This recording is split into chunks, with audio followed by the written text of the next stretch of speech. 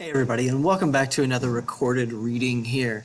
Today we're going to be looking at section 6.5, Economic Imperialism. And when we look at this, we're going to continue on with Europeans and their attempt to control various areas, and particularly why they're controlling these reasons. Much of it comes back to economic gains, and a lot of this will be review information from previous sections. So let's get started. For centuries, India was the world's leading supplier of finished cotton textiles. By the late 18th century, the Industrial Revolution and a new source of cotton from America had allowed Britain to flood the market with inexpensive textiles, pushing independent Indian textile artisans out of business.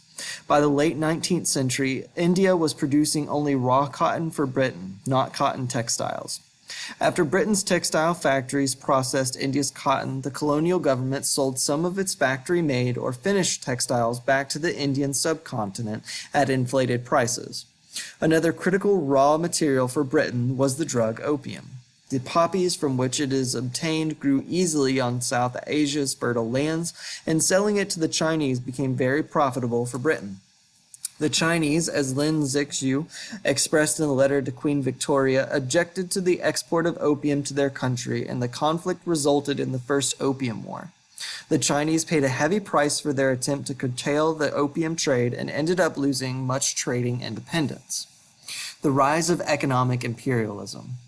The agricultural influence and power of raw materials shifted away from Asia and Latin America to industrialized states such as Britain, the United States, France, Japan, and Germany between the late 19th century and the beginning of the 20th century. Economic imperialism, a situation in which foreign business interests have great economic power or influence, developed as businesses took advantage of natural resources beyond their borders. People, raw materials, and refined materials were the main resources exploited. Cash crops and mineral resources were produced on a large scale. As in the colonial era of the 15th and the 18th centuries, colonial powers served their own economic interests by turning colonies into export economies that produce goods not for domestic use, but to be sent to colonial powers to sell for profit. Economic imperialism in Asia. England's defeat of the Spanish Armada in 1588 created an opening for the British and Dutch to take over the spice trade in Asia from the Spanish and Portuguese, who formerly had a monopoly on it. India. The English East India Company formed in 1600 to engage in the lucrative spice trade. However, the company soon ran into opposition from the Dutch. By the mid-1600s, cotton and silk textiles from India had replaced spices as the East India Company's major import, and by the 1700s, the company dominated the world textile trade. Indian weavers learned to create fabrics with patterns that would appeal to European tastes. With the Industrial Revolution, India began supplying raw cotton to the textile mills of Britain, and the demand for finished Indian textiles decreased. Dutch East Indies. The Dutch East India Company had a monopoly on trade with the Dutch East Indies in present-day Indonesia, where the Spice Islands were located. By the second half of the 18th century, it had switched its focus from shipping to agricultural production. The Dutch government revoked the company's charter in 1799 and took direct control of the Dutch East Indies. In 1830, the Dutch government introduced the culture system, which forced farmers to choose between growing cash crops for export or performing corvée labor, compulsory unpaid work. Under this system, villagers either had to set aside 1/5 of their rice fields for such export crops as sugar, coffee, or indigo, or work in a government field for 66 days if they had no land. If the crops failed, the villagers were held responsible for the loss. The practice was finally abolished in 1870. China. Chinese goods, such as porcelain, silk, and tea, were in great demand in Great Britain. However, the Chinese were not interested in British goods, and in this trade imbalance, British silver resources became very low. To make up for this shortfall, the East India Company began forcing farmers in India to grow opium, an addictive hallucinogenic drug that also relieves pain and reduces stress. The companies then sold it for silver in China, where there were millions of people addicted to the illegal drug. The company then used its profits to buy tea and other goods. The Chinese emperor criminalized the use of opium in 1729. However, the ban had little effect. The Chinese objection to the importation of this drug led to the First Opium War. The Chinese government seized the British opium warehoused in the port of Canton. War broke out between British warships destroyed a Chinese blockade keeping ships from Canton, the only port China allowed to trade with foreigners. The British attacked and occupied Canton and engaged in several other successful battles, finally capturing Nanjing. The conflict between Britain and China revealed the fate of non-industrialized nations. China had not anticipated the power that industrialized nations were gaining or the shift in the balance of power that was taking place. Industrialized nations in Europe would begin to dominate and defeat states that lacked the military technology needed to stand against British steamships and weaponry. The resulting Treaty of Nanjing required China to open up 4 additional points to foreigners, cede the island of Hong Kong to Britain, and pay damages. It also forced the Chinese to allow free trade, which the British took to include trade in opium. Neither Britain nor China was completely satisfied with the Treaty of Nanjing. The British wanted the use of opium legalized, while the Chinese were unhappy about the concessions they had been forced to make. Hostilities erupted in October 1856 after Chinese officers boarded a British trading ship, searched it, lowered the flag, and arrested some Chinese sailors. The French joined the British in what became known as the Second Opium War. The Treaty of Tianjin, following that war, allowed foreign envoys to reside in Beijing, opened several new ports to Western trade and residents, and allowed freedom of movement for Christian missionaries. After additional negotiations, opium was legalized and China ceded to Britain the southern portion of Kowloon Peninsula, which was adjacent to Hong Kong. Spheres of influence. Japan, France, Germany, Russia, and the United States sought the same trading privileges that Britain attained after winning the Opium Wars. By the end of the century, these nations began forcing China to give them exclusive trading rights in areas known as spheres of influence. It was at this time that the open door policy proposed by the United States allowed for a system of trade in China to be open to all countries equally in order to keep any one power from total control of China. Economic imperialism in Africa. Before colonization, most farming in Africa was to raise food crops. After colonization, land that had been devoted to growing food was converted to cash crop production to provide raw materials for European industries and goods for European markets. In exchange, the Africans received cotton textiles, canned food, and alcoholic beverages. This unequal trade structure made the colonies economically dependent on the imperial powers. Reliance on a single cash crop, one grown to be sold in a country or region, left many Africans vulnerable during periods of drought, economic decline, or falling world prices. Food production declined as farmers chose to plant cash crops such as cotton, which would increase the value of their land. Food shortages, even famines, could arise because the most arable land was devoted to growing crops for export. Egypt had embraced cotton as a cash crop before the American Civil War and more than doubled production between 1861 and 1863. By the end of the century, cotton accounted for 93% of Egypt's exports. It was also the leading cash crop in Sudan, where the Plantation Syndicate, a group of British weaving companies, dedicated land use to farmers. When the British colonized Uganda, they encouraged cotton as a cash crop there as well, and it soon replaced enslaved people and ivory as the chief export. In Kenya, most native peoples were herders.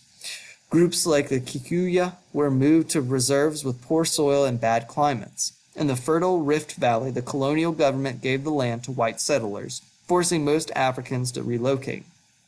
Those who remained were forced to provide cheap labor for white farmers.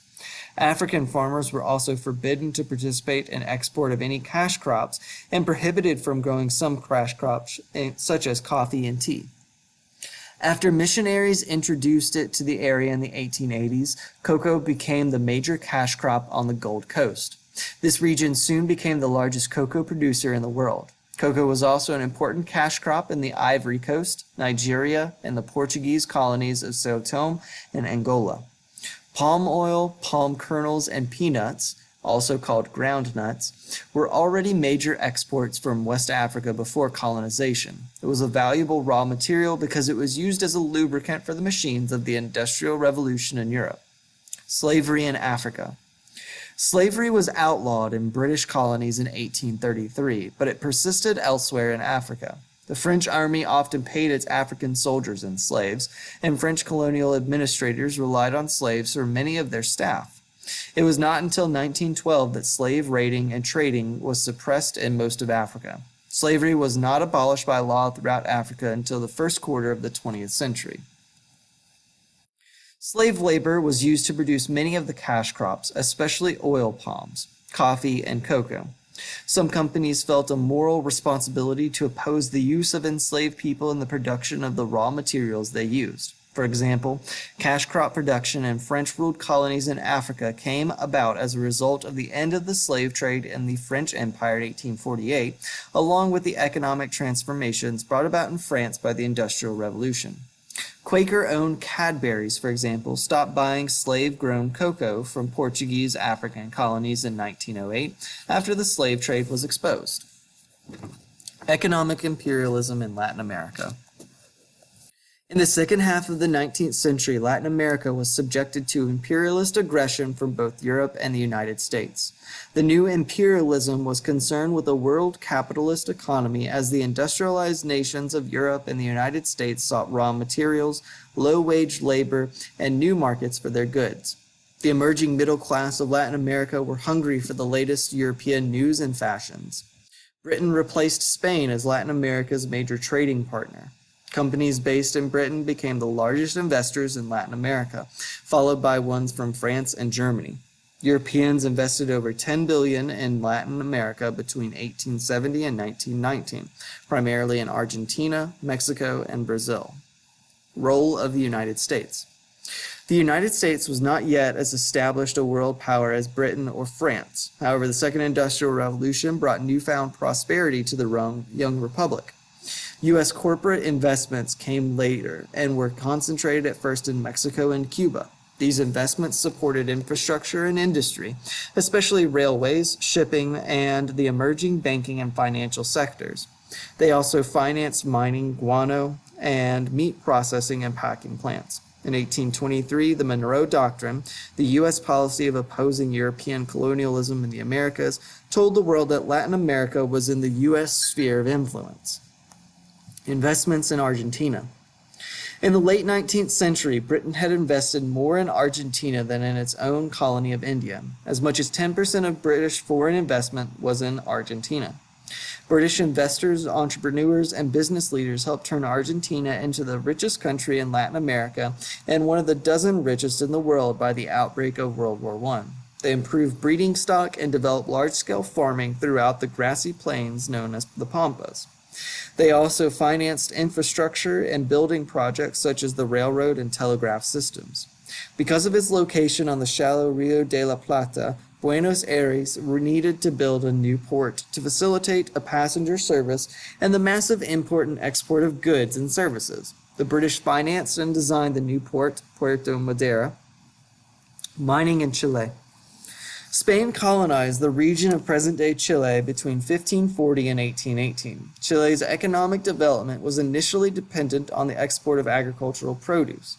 The wealth of these raw materials brought dependency on Spain and tension among neighboring states. Copper would come to dominate Chile's exports. The mining sector in Chile would come to be one of the pillars of the Chilean economy, making up more than one-third of the government income. Rubber industry in Brazil.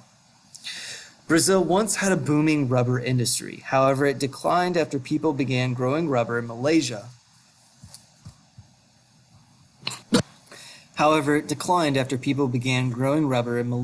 At a lower cost.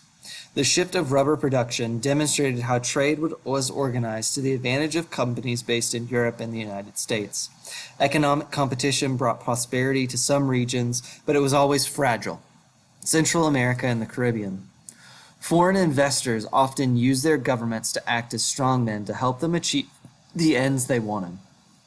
The United Fruit Company was an American corporation that traded in tropical fruit, primarily bananas grown on Latin American plantations and sold in the United States and in Europe.